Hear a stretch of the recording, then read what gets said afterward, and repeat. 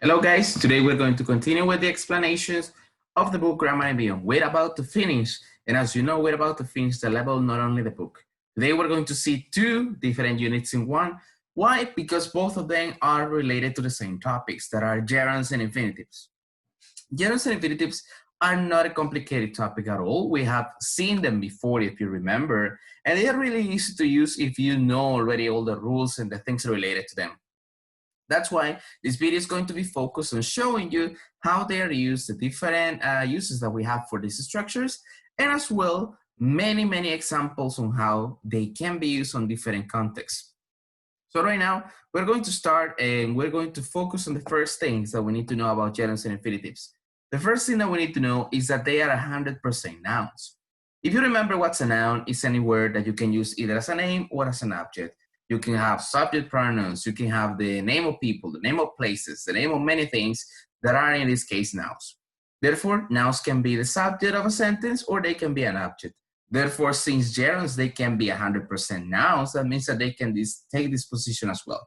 But let's focus on the uses. So right now, verbs followed by gerunds and infinitives. The first thing that we need to know is that there are certain verbs that when you use them, they need to have either an infinitive or they need to have a gerund to accompany them. For example, a gerund in the ing form of a verb used as a noun or an infinitive is to plus the base form of the verb.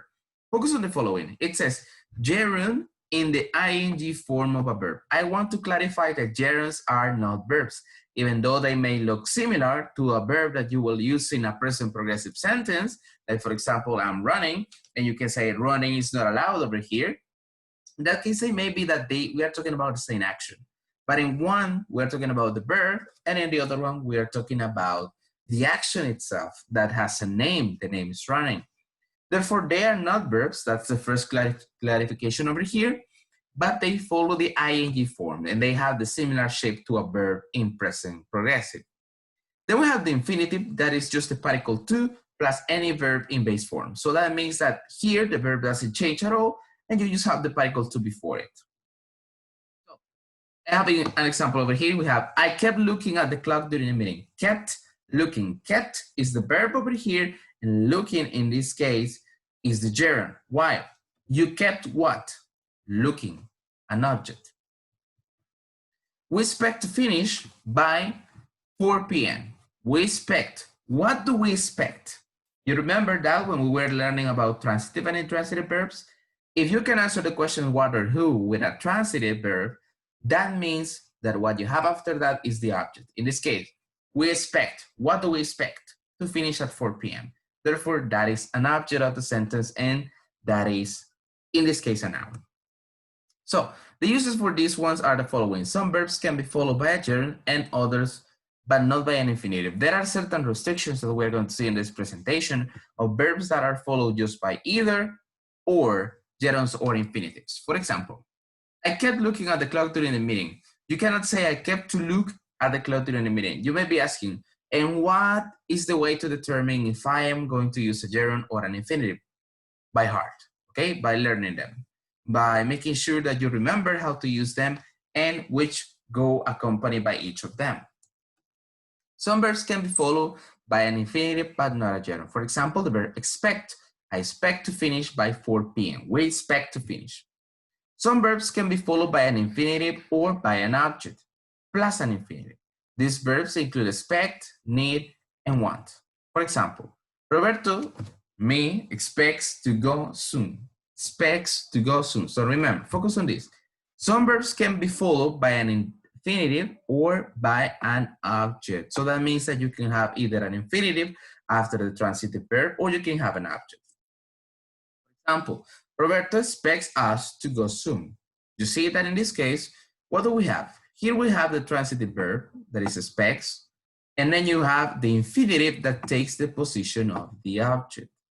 Over here, you have the verb as well that is the same transitive verb, but over here, instead of you having the infinitive as the object of the sentence, you have an object pronoun.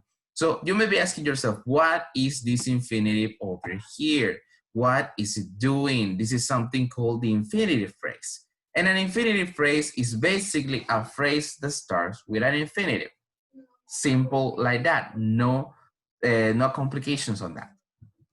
So when a verb is followed by an infinitive or gerund, use not before the infinitive or gerund to form a negative sentence. For example, Ian suggested not leaving early today, or we agreed not to work after 5 o'clock. So in this way, we are talking about the negative statements using infinitives or gerunds. Over here, we are always going to have the particle not before either a gerund or an infinitive. We can use and or to connect two infinitives and two gerunds. When you connect infinitives, you don't usually repeat two, especially when the sentence is short. The reason for this is because there's something in grammar that is called equity or equilibrium, that in this case, we're talking like when you use a conjunction, probably you have seen them before. If you remember, we studied them once, and they are called fanboys, and there are many of them. But for example, if I want to use the word and, that means that the both things that I will have on either side of the conjunction, they need to be grammatically equivalent. For example, if I have an adjective over here, I will have another adjective over here. For example, I can say Gerardo is creative and smart, okay? Creative, an adjective, smart, another adjective. I have a coordinated conjunction that is and it's telling me that both of them are adjectives that have the same value. However, I cannot have Gerardo is eating really quickly and smart. Doesn't fit. It doesn't have the same value that I have a verb in which I'm describing the action, and in the other one I have an adjective. That doesn't make any sense.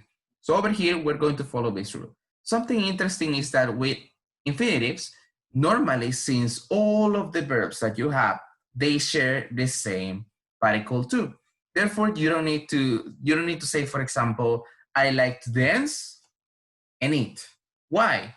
Dance and eat are both verbs, grammatically equivalent, and they are being the object of the particle too. Therefore, you don't have to say, I like to dance and to eat. It's implied already. You don't need it. For example, we suggest waiting and going another day. Waiting and going. Since gerunds are nouns, that means that they are equivalent. No, there is no inequity on these both objects over here, and they are grammatically the same. I need to stop and think about this for a minute. I need to stop, you see, the first infinitive over here, and think about this for a minute. They are both sharing the same particle, that is the particle to that you see over here. Therefore, we don't need to add an extra to. Now, first followed by a gerunds only and first followed by an infinitive only. We're going to see each of them. I recommend you, while you watch this video, please take a screenshot or pause the video and write them down so you don't forget and you already know this information. We have first that are followed by a gerund. We have avoid, consider, deny, enjoy, finish, involve, keep, that is to continue, mind, that is the object to, recall, that is to remember, and suggest. Then we have the follows verbs that are followed by an infinitive only. That we have agree, decide, expect, hope, need, plan, refuse, seem, tend, that is to be likely, want, and those are all. So for example, if I say, avoid running on this place, avoid running. But if I say avoid to run, I'm committing a mistake because that verb does not accept that infinitive. They only accept gerunds. I can say, expect to see a lot of rain tomorrow. If it is a weather forecast, I'm telling you a prediction, and in that way, I'm using an infinitive. Or for example, it seems to be that this explanation is kind of complicated. It seems to be that this explanation seems to be. But if you say it seems being, it doesn't even sound natural, that they don't belong together. But that's why it is important to know which one go with which one. For example, you can say, we agree to go to this restaurant instead of Pizza Hut. We agreed to go to this restaurant instead of Pizza Hut, using an infinitive. Keep working on your exercises and then we're going to play. Okay, keep working on your exercises. Probably is the phrase that you have heard me say a lot probably in the classes. I don't recall calling you back. I don't recall calling you back. I don't remember calling you back. That's basically the meaning of that. And as you see, it's really simple to make sentences using these verbs when you already know how are they accompanied either by a gerund or an infinitive. That's why I recommend you take a screenshot, pause the video, write it down, and learn them by heart, because that's the only way to determine which word are you going to use. So then we have verbs followed by gerunds and infinitives. We have exceptions in which these kinds of verbs, they upset both, either an infinitive or a gerund. Some verbs can be followed by both an infinitive or gerund, as you see over here in the presentation. And sometimes the meaning is the same. Sometimes it may be different. How come? We're going to see with the example. I stopped emailing the agendas. For a while, I emailed the agendas, then I stopped doing it. I stopped emailing. Emailing over here is your gerund, and that means that you were doing an action for a certain period of time, but then you stopped doing it. But if I say I stopped to email the agendas, different meaning. First, I stopped what I was doing, and then I emailed the agendas. Why? Because over here, we are stating the purpose of us finishing an action. Here is not an object, but here we're giving a reason of doing something. Over here, in the first example, it is an object, therefore it's totally different meaning. For example, I stopped emailing the agendas. That means that I was emailing at this time, but then something happened. Probably my boss told me, okay, you're going to do something else, and I stopped doing that. And then I say, I stopped to email the agendas. Probably I was doing something else. Maybe I was reading a book. Maybe I was doing for example, a project. I was writing something else. And then my boss told me, okay, I need you, Robert, to please go and email the agendas. Therefore, I stopped the action before that, and then I move on to the next one. So that's why it's important over here to analyze the sentences. There is no way to identify it by using your own reasoning. Remember, analysis, reasoning, and interpretation are really powerful in English, and we almost use it every single time. And it is important for you to determine what kind of sense are you putting into the sentences you are making. Some verbs followed by gerunds and infinitives can be followed by an infinitive without changing meaning. Like, for example, begin, continue, take, like, sorry, love, prefer, and start. Like, for example, everybody began to speak, began speaking. Way loves to get up. Why loves getting up early. Some verbs can be followed by an infinitive or a gerund, but the meaning changes. For example, we have forget, remember, stop, and try.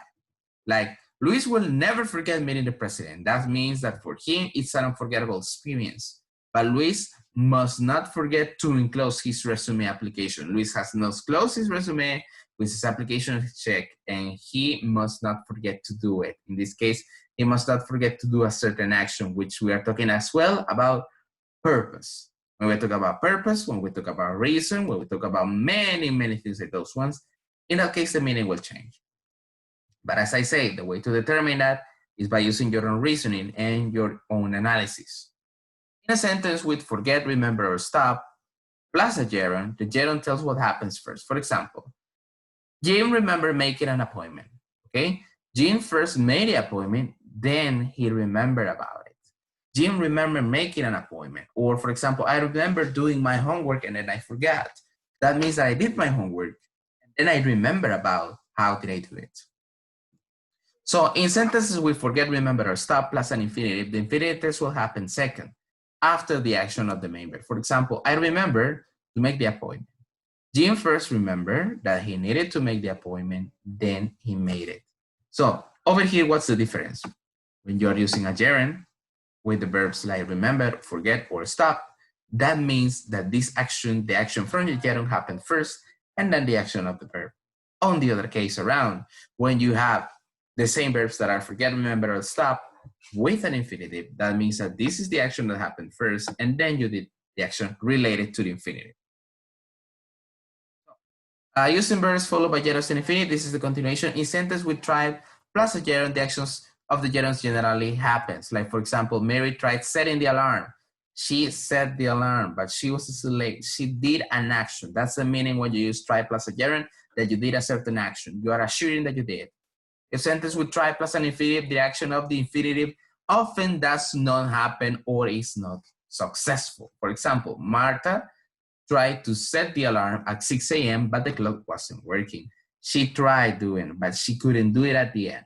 Therefore, in this case, when you use try to set, that means that an action doesn't happen. When you use try plus a gerund, that means the action happened. You can use and or to connect to infinitives and to gerunds. With infinitives, you don't need to repeat to, especially when the sentence is short. For example, loves planning and attending meetings is what I was telling you, grammatically equivalent. If you have a coordinated conjunction, that means that you have one thing that is grammatically valuable. So you have a noun, and then you have another noun, an adjective and an adjective, an adverb, and so on. So he loves to plan and attend meetings. Over here, since we are using an infinitive, remember, we don't need to add the T, the to again, like walking or riding the bike.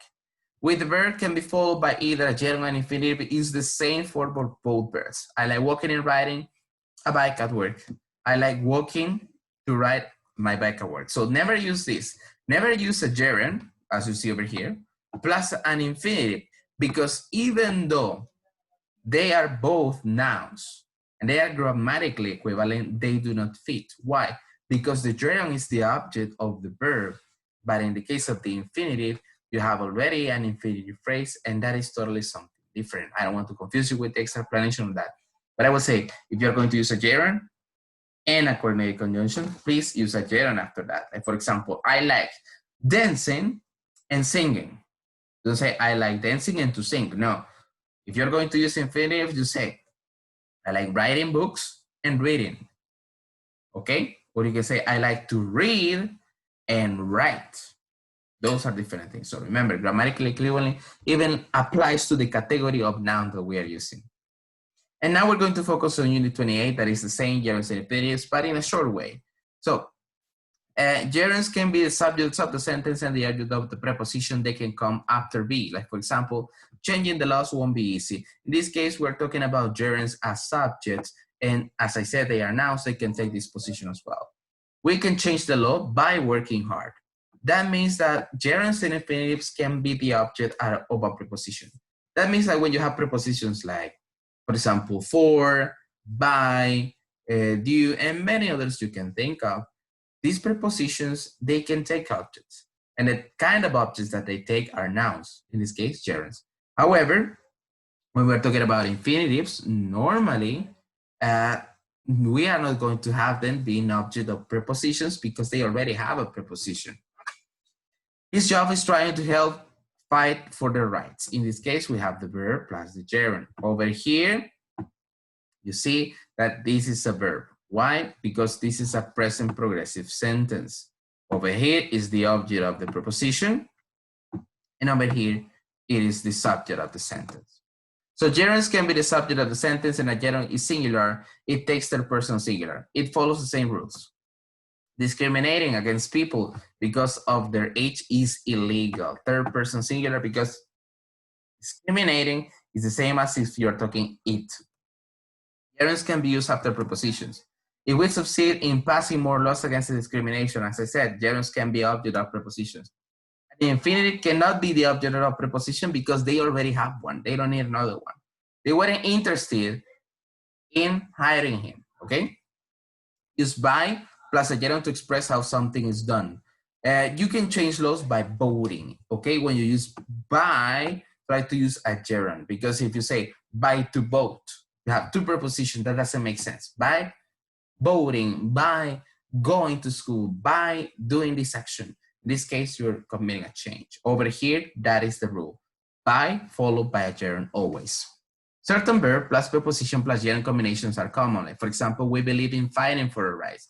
We believe in fighting. So we have over here the verb, the preposition that you have over here is in, and then you have the gerund. Why? Because the gerund is the object of the preposition in, and all of this is a prepositional phrase that we will see in the later units. Certain adjective plus preposition plus gerund combinations are very common, especially after be. Like for example, they weren't interested in hiring. Be, verb to be. Then you have an adjective. This is not a verb. This is important. This is, if you remember, is the past participle. All past participles are adjectives. Then you have the preposition in, and finally you have hiring. Over here, the gerund that is the object of the preposition. Gerunds can also be more than be. The worst part of the job was walking to angry customers. Was walking. They can also be after the verb to be as gerunds. Yeah. Infinitives can come after be, but they are also often used in order to show a purpose. As I was explaining at the beginning in the previous grammar explanation, it plus an infinitive are also very common. For example, once one idea was to organize farm workers. To organize, this is showing purpose. Over here, we're using infinitives to show the reason why we do something. African American children had to walk to get to school. Had to walk to get to school. You see that over here you have two infinitives, and you can have this. But why? You may say, but that is a mistake. Why can not I have two prepositions, but I can have two infinitives? Because over here, there is something that we are having. First, we have African American children, that is our subject. That is the main verb of the sentence. And what is the object of the verb? To walk. Okay, to walk, that is the verb, the object. But to get to school is stating the purpose because this is a prepositional phrase. And that is something different. That is like you have a complement, and in a complement you have a phrase. It was difficult to be an African American in the 1960s. Difficult to be. It was difficult to be. It plus infinitive sentence are also very common. This is an example of this. Like gerunds, infinitives can be followed by be. Like the job is to help other people. The purpose of the demonstration is to get people's attention. Over here, as I said in the last class. So if you have a verb to be, you can have a gerund, an infinitive after it as well, no problem. In order, plus an infinitive express a purpose, then answers the double H question, why? People are fighting in order to change unfair laws. In order to change. In order over here, it's an extra decoration. You don't need to have it if you already have to change. If I say people are fighting to change unfair laws, I already states that they are doing it in order to do that. You can use an infinitive alone when the meaning is clear. People are fighting to change unfair laws. This is what I'm explaining to you. Since over here, the meaning is already implied, I don't need to add the word in order to. Why are people fighting? To change unfair laws. When you have a question, in this case, you are normally going to answer with infinitives. When N connects two infinitives of purpose, in order to is usually not repeated. For example, they were working to change laws and help people. Okay? As I said, when you have two infinitives joined by a conjunction, you need to add another two. If plus infinitive sentence are very common, and it plus infinitive sentence are often include the verb be, cause, seems, and take. For example, it is important to fight against discrimination. It costs a lot of money to run an office. We're stating the purpose. We're stating the reason. And remember that if a sentence normally starts with an it, probably you will have an infinitive somewhere. It seems difficult to revise immigration laws. Remember, if you have the verbs be, cause, seem, and take, probably you will have an infinitive. It takes time to change. And it plus infinitive sentence usually has the same meaning as a sentence with a gerund subject. Gerund subject is more formal. Over here, that's the only difference. If you use a gerund at the beginning of the sentence as your subject, you're being more formal than when you use an infinitive at the beginning. It was her dream to have equal rights for everyone, and having equal rights for everyone was her dream. It's the same sentence, the difference is the order in which I'm using the things and how am I decorating this. This is important, like for example, when you have to write a paragraph, you want to be creative with the structure, you can either start with a gerund, then move on to an infinitive, change the places, and it's always going to be the same because they have the same meaning. What is going to change is your creativeness at the time of writing. And with that, we're going to finish the explanation of gerunds and infinitives. As a short summary, so remember that gerunds and infinitives are nouns, they are not verbs. They, for example, in the case of gerunds, they can be objects of prepositions, and they can take the position of subject and object. In the case of infinitives, they cannot be objects of preposition because they already have one. They can be subject and object as well. In the case of both, remember that both can be used after the verb to be, okay? Both can be used after the verb to be. But remember that there are certain verbs that use either an infinitive or a gerund, and there are some others that accept both. And the only way in which you can manage to use them properly is to memorize them by heart. So that is the explanation about gerunds and infinitives. I hope this video is helpful for you. And if you have any question, let me know on the Google Classroom platform, and I will gladly answer them. So I hope you have a good day. And with that, we're going to finish the video. Bye-bye.